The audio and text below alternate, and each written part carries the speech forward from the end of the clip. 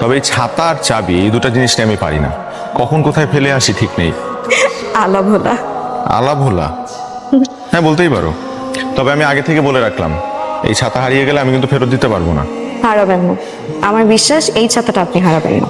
আমারও বিশ্বাস, অ্যাটলিস্ট এই ছাতাটা আমি হারাবো না, যত্নে রাখবো।